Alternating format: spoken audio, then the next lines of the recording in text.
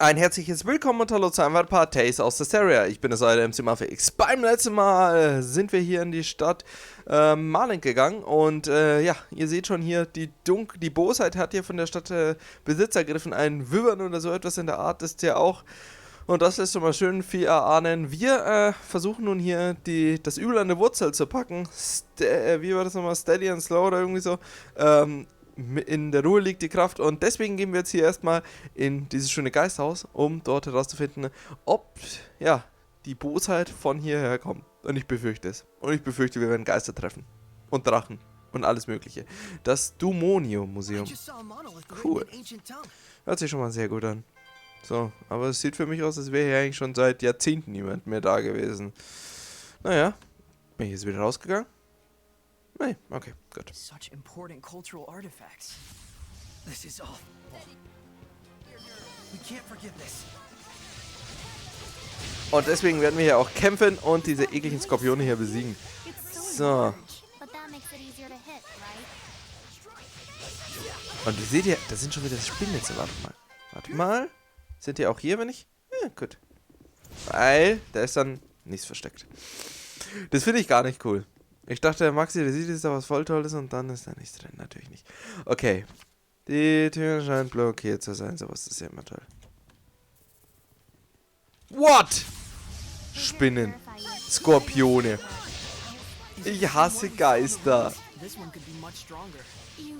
Ah, Level 15, Mann. Ja, als wir in den Ruinen waren, stimmt schon. Ganz am Anfang, da haben wir auch so kleine Tierchen gesehen, aber die waren noch ein bisschen schwächer hier. Boah, weil wir halt auch wirklich halt immer noch Level 15 sind. Was? Hey, die Edna haut schon fette Artes raus, dagegen kann man nicht sagen. Das ist echt nicht schlecht, was sie hier raushaut.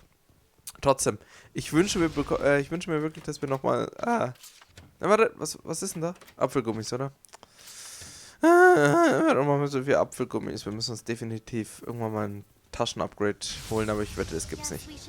Naja, okay, also, was erwartet ihr, was uns hier in dieser schönen Villa trifft? Ich tippe auf irgendwie, natürlich einen Seraphim, der wahrscheinlich hier von der Bosheit ergriffen wurde. Da müssen wir ihn heilen, aber davor müssen wir gegen kämpfen und der hat die Form eines Geistes oder eines Riesenwurmes. Irgendwas ekliges zumindest. So, eigentlich dieser Riesenkürbis vielleicht, oder dieser kopflose Ritter da hier. Der in dieser Fabel da war mit dem Ikebart, irgendwas. Ihr wisst, wen ich meine. Wahrscheinlich nicht. Egal. So, schauen wir mal, was hier Schönes ist. Geister! Zertrete Weizen und Weizen wird stark. Zertrete sie und sie nur wie arg. Zerquetsch ihre Bäuche und schön quellen die Därme, matschig und rot und dampfend vor Wärme. What sinister writings? It looks like they were scrawled in blood.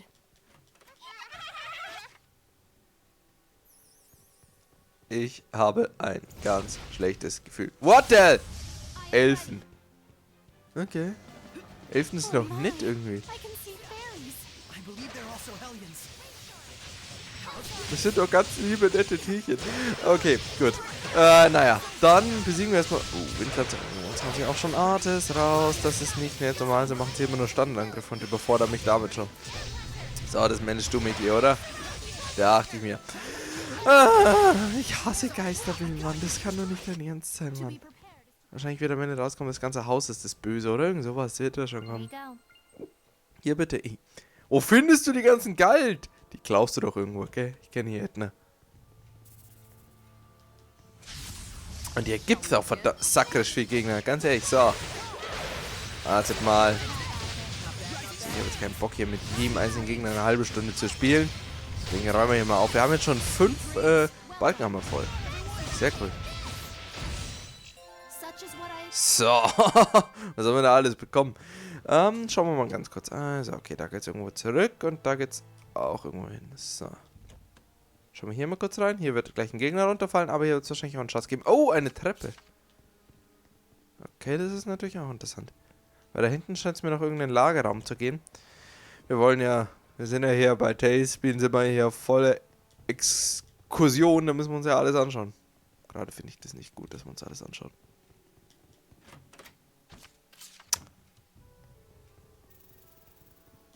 Immer mit der Ruhe, kleine Attak des Lebens. Geh auf! Dreckstür. Hahaha, Alicia habe ich da hinten eingesperrt. Okay, ciao Alicia. Du managst den schon. Kannst gegen den kämpfen. So.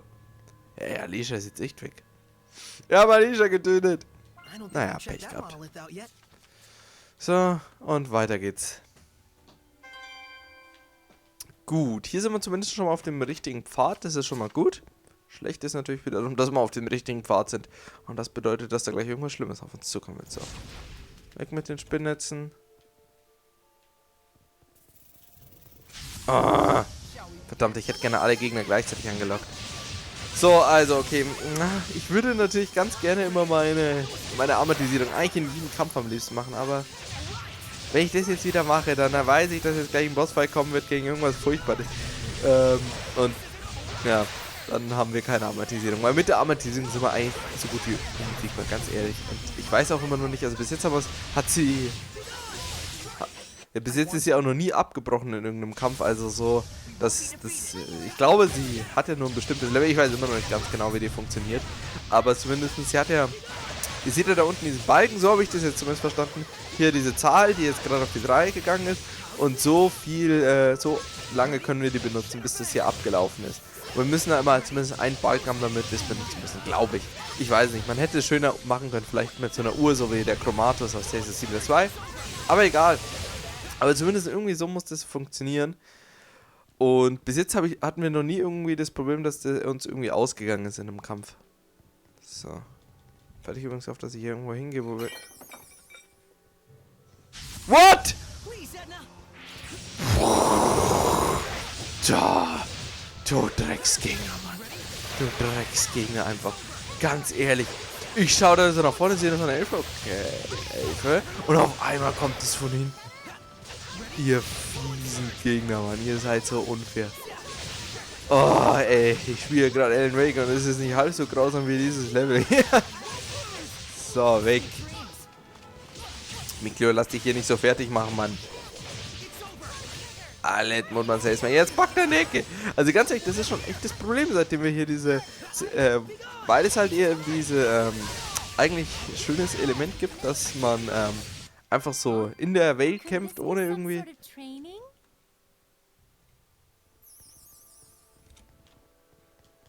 So, kämpfen wir gleich so, bevor das Ding wieder mich erschreckt. Ohne irgendwelche Übergänge haben wir das Problem, dass halt wirklich manche Areale einfach nicht zum Kämpfen ausgelegt sind. Ich meine, das ist, schätze ich, auch mal der Grund gewesen, warum sie zwar eine große Welt gemacht haben, aber gesagt haben, dass sie jetzt da nicht 1000 Sachen füllen. Weil wenn da jetzt in jeder Welt 100 Millionen Steine wären, dann würde man in so einem Kampf immer gegen die Steine laufen.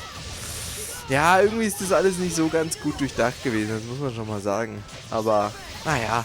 Hey, Taste of Zestiria ist ja, wie gesagt, erst so der halbe Next-Gen-Titel. Und bei Zestiria, dann müssen sie halt auch mal wirklich hier zeigen, was sie halt einfach drauf haben. Und dann beschwert sich auch niemand mehr. Heilst du? Das finde ich gar nicht gut. Wieso hat Mikleo eigentlich immer so wenig? Warum? Schau mal, schaut euch mal an. Das ist Team Sorey und Team Edler. Und das andere ist Team Mikleo und Team Alicia. Und die hatten beide so wenig Leben. Schlechtes Team, würde ich sagen. So, und wegen einem Katzenhabern bin ich jetzt hier reingegangen. So, bitte. Lauf, lauf, lauf, lauf. Ich will nicht mal kämpfen, ich will nicht mal kämpfen. Ich habe genug gekämpft. So, jetzt müssen wir... Warte mal. Hä? Achso, oh, ich muss da... Ja, ich muss ja da eh hin. Ach so, ja, okay, dann müssen wir ja doch wieder dahin. Oh. Ich dachte irgendwie, da gab es jetzt eine Abzweigung, aber von wegen Ding. Dann gehen wir halt da lang, hoffen, dass da kein allzu starker Gegner ist, außer diese hässlichen Feen. Jetzt kommt schon wieder dieses merkwürdige Kinderlachen. Nein, ich habe keine Angst. Ich habe gar keine Angst. Ich mag Kinder. Ich finde Kinder super. Wo? Jetzt bist du zu schnell für mich, Sorey. Wo ist denn hier ein Monolith, bitte? So, schauen wir, was da drin ist. Soft Eyes. Ach, da. Na, der war gut versteckt. Den hätte ich nicht gefunden. Hätte jetzt nichts gesagt. So, machen wir das auch auf. Dann haben wir ja einen Weg zurück, glaube ich, oder? Jetzt mal wieder hier in der Aula. So, aber das ist ja nicht das, was ich will. Wir müssen nämlich jetzt hier so rüber gehen. So, und da müssen wir dann wieder reingehen. Aber wir haben jetzt zumindest einen Weg, wo wir auch wieder ganz entspannt dann raus könnten. So. Wir werden jetzt ganz kurz, bevor wir was machen, werden wir schnell speichern. Weil so wie ich das bis jetzt gesehen habe, wir sind ja einmal, glaube ich, gestorben, dass es kein Wiederholen von Kämpfen gibt. So wie in Tales of Zestiria, Tales of Hearts, Tales of TR2. Das war ein cooles Feature, aber das haben sie schön rausgestrichen, was ich toll fand. Oh, das ist noch ein Speicherpunkt. Sonst war es ja immer so, wenn wir gestorben sind in einem Kampf, dass wir einfach wieder gespawnt sind. Und hier ist es, so wie ich das sehe, nicht dabei. Vielen Dank dafür. Dafür gibt es einen Daumen nach unten. Naja, schauen wir mal, was es so hinter dieser schönen Tür gibt. Ich will nicht gegen einen Geist kämpfen.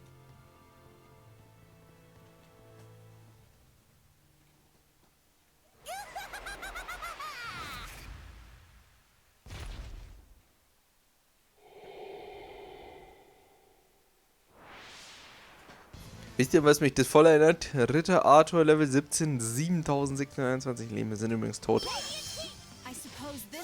Der erinnert mich sehr an den geheimen Bossgegner aus Tales of Zestiria 1. Da gab es so, wenn man so einen Superboss hatte, der in so einer Höhle gewohnt hat, wo man erstmal 30 Etagen runtergehen musste. Der tötet mich übrigens hier ganz schön. Warum bin ich mit Mikleo verbunden, Mann? Ah, egal. Wo ist meine Edna, Mann? Hey, warte, kann ich jetzt während der Amatisierung... Warte mal, ich muss mal aus der Amatisierung rausgehen. Und dann nochmal Amatisierung. Jetzt. Macht das gerade so fertig, Mann.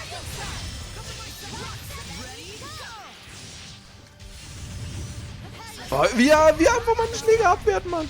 So, komm jetzt. Und jetzt. Feenkreis, sehr geil.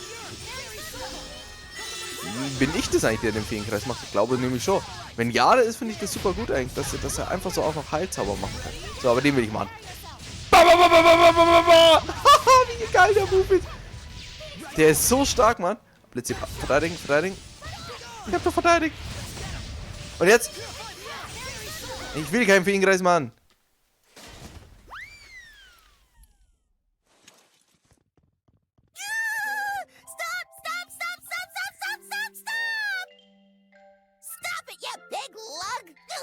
Rancid prickle boars, what's gotten into you?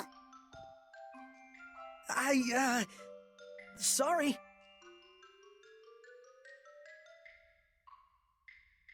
What a fool I was.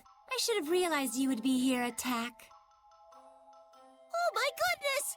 It's pretty Lady Lailah. How you been?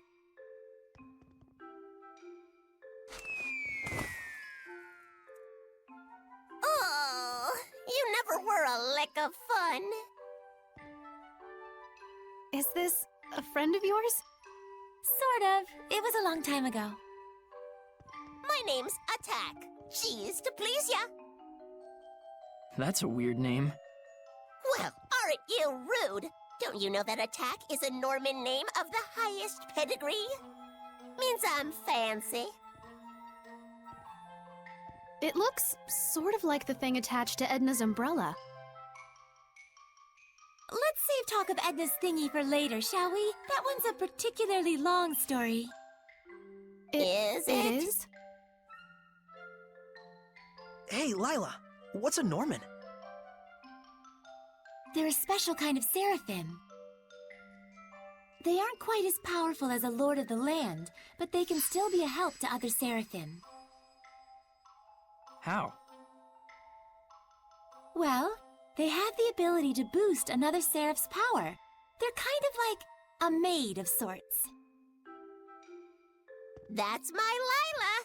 You know me like the back of your lily-white hand. Like a maid? I'm afraid I'm not so sure I get it. Lailah's explanations can be pretty off the cuff. Silly billies like you could never understand what Lailah and I mean to each other.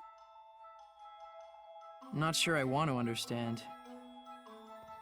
Well, anyways, y'all are Lailah's friends and all. Maybe I can treat you to some grub.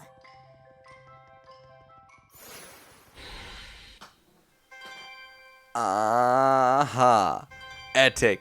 Tepo 2.0. Erinnert mich ein bisschen an ihn. Und er versucht ja die ganze Zeit unter Lailahs Rock zu sehen. Das haben wir ganz deutlich gesehen. Netter kleiner Kerl. Nicholas, Sunlight Girl, Jean-Luc's bloomer. This is a massacre! Who could have done such a thing? Well... You did. You turned into a Hellion. I remember. It was me. I went out of my head, tore my beloved treasures apart, and now they're gone forever!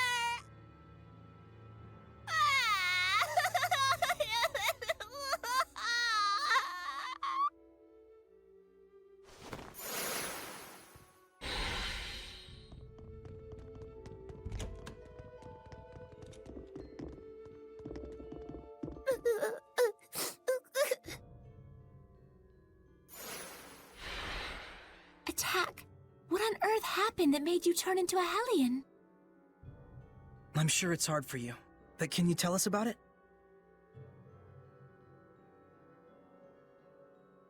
Well, I've always had a real big thing for art, you know? Moved in here a good long while back. Got to whittle my days away just people watching and gazing at fine art. I wasn't worshipped or nothing, but I weren't lonely neither. Sounds like a good life. I was happy. Real happy.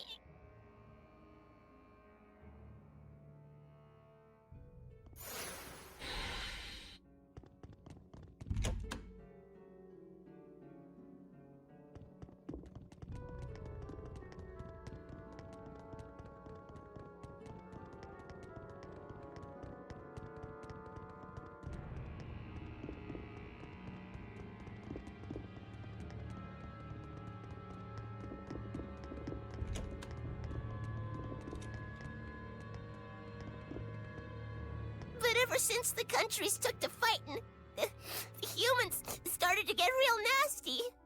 That country's bad, they'd say. That country's art is bad. Slash it. Burn it. So they used art just as fuel for the fires of war. It's true. And that ain't the half of it. That's when they started to move the art on the black market. Oh, so that's where it all went. They were laughing and clutching their money in their grubby little hands. Hooray for war! Hooray for profits!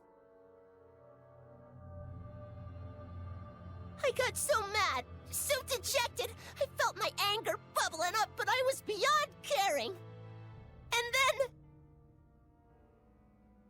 that's when I became a Hellion. It's not your fault, Attak. Thanks, son. I appreciate it and all, but I'd like to be alone for a little while.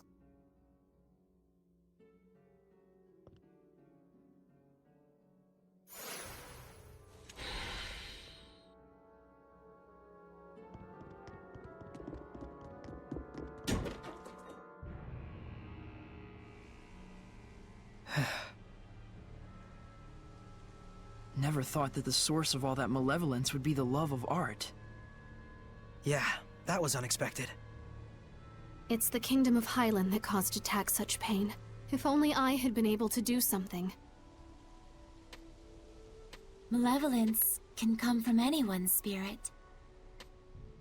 Especially when that spirit holds hate for other people.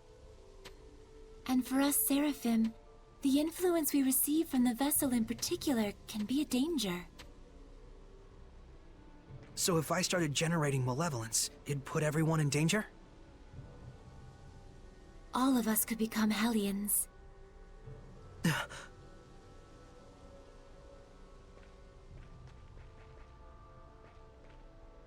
Saray, Alicia, the people in their despair cling to those with power that surpasses theirs far more tightly than you may imagine.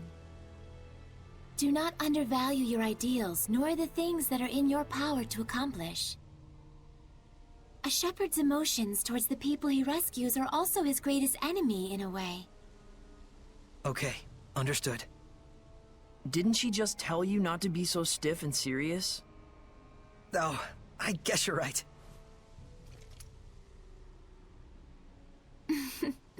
But I suppose I don't need to worry about you. We'll get started so you don't have to. Just doing what's within our power, right?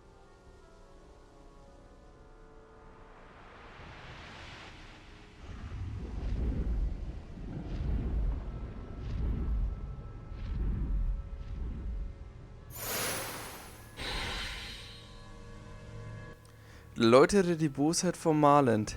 Ich befürchte, wenn wir jetzt hier unseren kleinen Attak hier befreit haben von dem Helion und uns eigentlich sicher sein können, dass er hier nicht verantwortlich ist für das alles, wird es halt doch dieser kleine, schöne Wyvern sein, der Jüngling-Drache, wie auch immer, der hier, ja, das Böse verbreitet. Attak, du bist hier noch ein bisschen am Trauen, oder? Bist du schwerer, ich will eine Weile allein sein. Naja. Ich wollte nur schauen, wie es dir geht. Puh, okay. Also, wir haben Attak geläutet. Das freut mich natürlich. Die Kiste ist verschlossen. Und ja, nun müssen wir nur noch malend hier erläutern. Vielleicht hören dann auch ja die Leute auf, hier seine Schätze zu stehlen. Aber ich befürchte, wir wissen alle, was das bedeutet, wenn wir hier die Stadt läutern wollen. Da müssen wir uns nämlich mit den Kleinen da oben anlegen. Läutere die Bosheit vom Mal. Warte mal. Alicia, was kann man tun? Nein, warte. Langsam mal sicher. Stimmt? Steady and slow, ja. Sie sind irgendwie Teile uns. Glaubst du, wir haben mal gerade richtig gehandelt? Wenigstens haben wir einen mächtigen Helium geläutert. Na. Eher sowas wie, wo geht's lang? Hätte ich gerne. Und da hat sie schon wieder 11 Gold gefunden. Sie ist so eine Diebin. Sie ist so eine Diebin. So, also, was kann man denn jetzt machen? Im Endeffekt 2 Sachen. Wir können einmal noch kurz bei der Kirche vorbeischauen. Und dann gehen wir in den Inn und dann legen wir uns auf Ohr und hören auf. Weil mehr können wir hier leider nicht machen in der Stadt. Wir haben keine Ahnung, was hier, von wo das hier, durch was das hier alles ausgelöst wird. Hier gibt es übrigens schlimmes Poppen. Wir bräuchten, ich sag ja, genau wie in Dammsee, müssten wir einen Seraphim einfach finden, der hier das Land beschützt. Ob das der kleine Attak sein kann, das weiß ich nicht. Aber sowas in der Art müssten wir hier tun, weil ansonsten denke ich, ist hier in dem Dorf eh schon alles verloren. So, wir gehen jetzt mal noch in den Inn. Und ansonsten keine Ahnung, was wir hier noch machen können. Das sieht für mich echt nie hoffnungslos aus. Aber auf einer ganz neuen Stufe.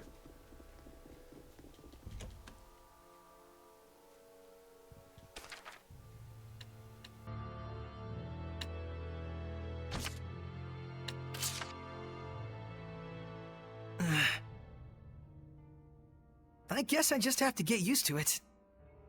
Oh, you're still awake? Duh. I've been here a while now. Why aren't you saying anything? It's not like you and I need to hold back on what we say. Yeah, we aren't like that, right? Of course. I'm gonna go to sleep. Sorry about all this. You mean good night?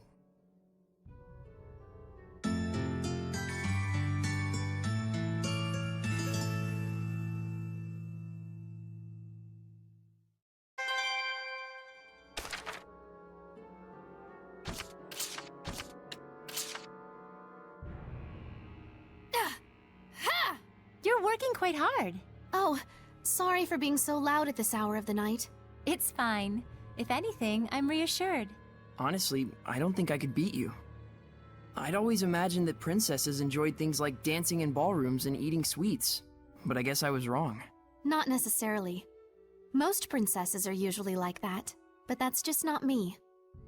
I usually bring up reforms and stuff like that, even during those times, so I tend to get on people's bad side. I just want people to focus on the real issues in front of them. Alicia. Besides, this is just how I relieve stress, and I've become incredibly skilled with the lance as a result. Nonetheless, I must admit it wasn't the best idea to practice by myself in the middle of the night. Good night. In terms of her thoughtfulness and love for her country, she's truly an ideal princess. But She seems like she's pushing herself pretty hard. Yeah, I'm a bit worried.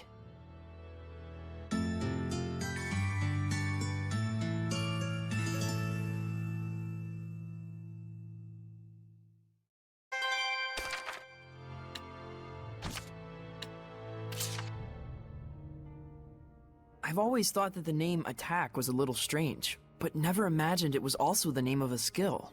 So you've noticed, huh? Huh? Was I not supposed to? I'll explain it briefly. Equipment skills come from the boon of the Lord of the Land. In other words, they're a godsend. 50 primary elements have been found through various arrangements of mana and elements. By combining those 50 elements, additional effects are born. And by infinitely fusing and combining them, Seraphim and humans are created in the same way. Interesting. Yeah, and the purest elements of all combine to make... Normin, right? No. Gemstones, used to make jewelry and stuff like that. Hey! 50 elite humans were gathered to research each of those elements, namely... The Normin. But then the project gets thrown into crisis by a late newcomer. When are you going to get to the part about the Normin? Normin don't appear until chapter 23. Now quit rushing me. Huh? Was I not supposed to ask that question? Kapitel 23. Oh, das könnte eine Weile dauern. Naja, ich wollte jetzt noch ein paar Skizzen hören. Wenn wir hier schon so viel verpasst haben, dann müssen wir hier ein paar definitiv nachholen. Ich würde sagen, an dieser Stelle beenden wir jetzt erstmal den Part. Ich denke, vielleicht müssen wir jetzt hier einfach eine kleine Übernachtung machen.